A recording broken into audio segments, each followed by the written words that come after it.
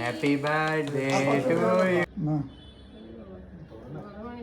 আচ্ছা ভাই যে গোসল করতে তাও সহ্য করতে পারতেছিলাম না। হ্যালো এভরিওয়ান, সবাইকে ওয়েলকাম আমার ভিডিওতে। অনেক দিন পর আসলে দেশের পরিস্থিতির জন্য যেমন বন্যা, আন্দোলন, এসব কারণে মনটা অনেক খারাপ হয়েছিল। একটার পর একটা দুর্ঘটনা ঘটেই যাচ্ছে। আমার পরিবারের সাথেও একটা ছোট দুর্ঘটনা ঘটে। হঠাৎ করে আমার ছোট খালু শ্বশুর অনেক অসুস্থ হয়ে যান। যাই হোক, কী করার, এর মধ্যে আমার বার্থডে চলে আসে। তাই আম্মু তার নিজের মেয়ের জন্য তার বেক করা একটা বার্থডে কেক নিয়ে আসে। আমি অবশ্য জানতাম কোনো সারপ্রাইজ না এটা।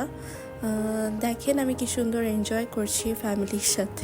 এনজয় করতে করতে আমি কেক কাটতেই ভুলে গিয়েছিলাম। পরে আমাকে পাশ থেকে বলে দেওয়া হচ্ছিল যে কেক কাট করো। এটা হচ্ছে আম্মুর পেজ। এখানে আপনারা যে কোনো কাস্টমাইজ করা কেক পেয়ে যাবেন।